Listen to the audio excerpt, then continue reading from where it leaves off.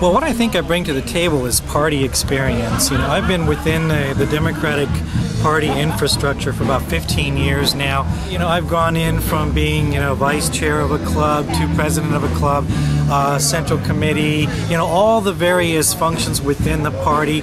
I've been chair of a state caucus, and now more recently as a chair or president of a statewide organization. And through that statewide organization, the California Democratic Council, I was able to go up and down the state, talk to the different central committees, work with the different county chairs and clubs all across the state, and be able to see the best practices and what did or didn't work in this county, what might work back in our county. And so for the past 5 years, I've basically been getting that kind of experience up and down the state. And that plus with the campaign experience, having worked on federal congressional campaigns and local campaigns, I know what candidates really need, and so all that kind of comes together to really pull in the experience and the knowledge that we need for a chair to actually pull this infrastructure together and take it to that next level that Frank has left for us. What's the most important thing for a chair? You know, a lot of times one gets not confused, but between the work of an executive director and the work of a chairperson. What do you see as the distinction there? Tell me that it's fundraising. Well, it is. It's all of the above, actually. I mean, you as a chair can't just say, well, my only duty is going to be this or that, and we'll split off the duties. You are the chair of an organization, and it's your job to make sure everything functions. So, you have to be knowledgeable about everything, whether it's fundraising, whether it's organizing, whether it's precinct or campaign, all these different things, you have to be aware of that. But in addition to that, you've also got to be able to step in when there is lacking. I mean, you got to remember, this is a volunteer organization. People that sign on to this and are elected to this isn't a full-time position for them. They're not going to have the time dedicated to do this on a 24/7 basis.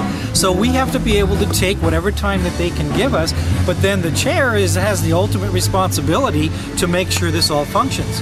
So they have all of the above, and they need to know all of the above. And that's why I think because I've been within this organization for so long, I've got all of that kind of experience with the party.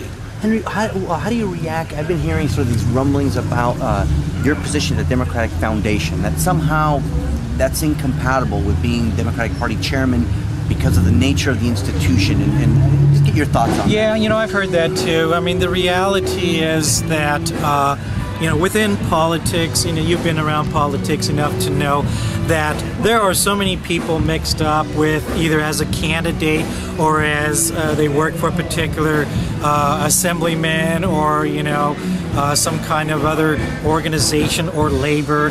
And then they get involved in the volunteer aspect. I got to keep stressing this is a volunteer job aspect of the Democratic Party.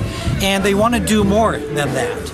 And in that respect, when we, almost every one of these, if we took that as a criteria, would have some kind of issue between their organization and working with the party. The Democratic Foundation was created to help the party.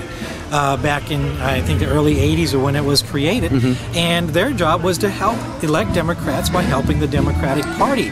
My job is as executive director.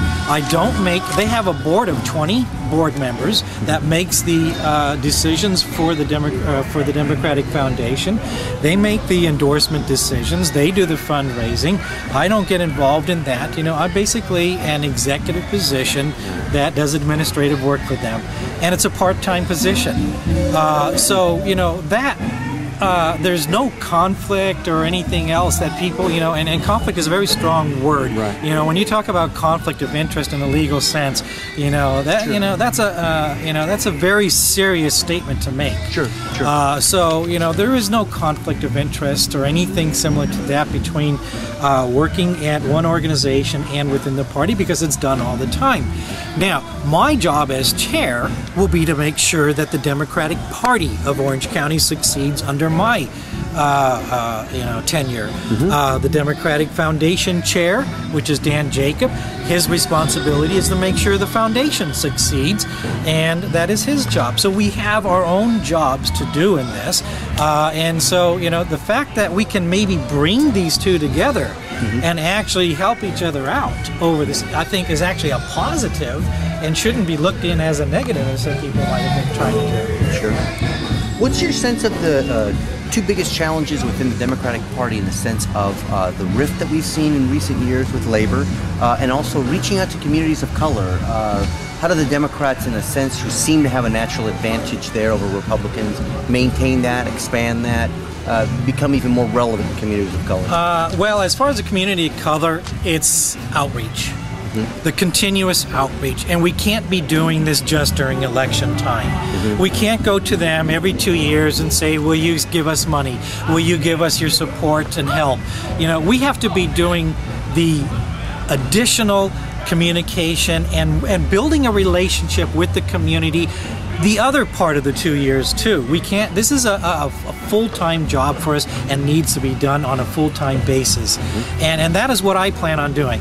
I want to make sure that if I become chair, we as the Democrats are going to be out there in the community. We are not going to be closet Democrats hidden as Democrats are in Orange County, or so the feeling goes. We are going to be out there in that community making sure that those communities of color and every other community knows that we are here and what our values are and what our message is. I think our message is probably the one that kind of helped us get over the hump during this last election. I think most people feel that they relate to our message, and that is the message we have to get out even more than we have before. As far as the rift goes with labor and stuff like that, from a Democratic Party point of view, we obviously can't step in and say, hey, you labor, get together with that labor, and get along now. What we can do is get together with all of them and sit down at the table and say, okay, what are all of our issues? What are the issues that you have with us as the Democratic Party? What kind of things can we do to help maybe negotiate, not necessarily negotiate, but, kind of help with the issues that are going on between all of these communities, because there is some kind of a functionality issue between some of the labor and some of the functions within the party.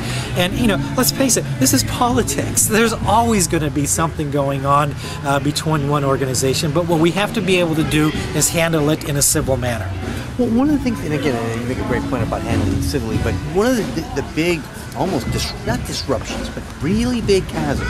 You have labor representatives. We saw it this last in the 69 state assembly race, where they were saying, we want to see a Democratic Party that is much more progressive, is much more worker friendly, and that seems to almost be not compatible with maybe what Tom Daley, much more Jose Solorio, much more moderate, much more business friendly than some on the other side.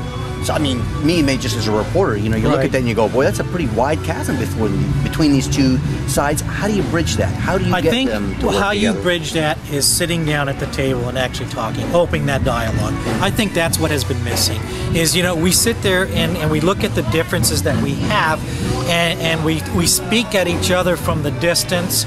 We don't actually sit down and say, okay, let's sit down in a civil manner ahead of time before these things start to boil up into these issues, and start figuring out what kind of candidates can we as Democrats provide that labor will be happy with, and what kind of support and candidates can labor provide for us Democrats to be happy with. But in order to do that, you've got to be able to sit down at the table and actually talk about this stuff, and I think that is the part that's missing.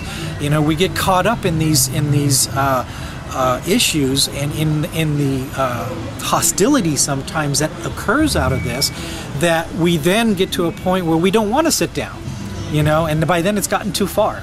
Do you think it's overstating it to say that there is this sort of, some things can be talked about? Right. Some things cannot. Right. Some things, when somebody says, I want you to go up there and I want to see 100% voting record with labor, with progressives, Somebody else is a much more business-friendly Democrat. You can sit down and talk all day long.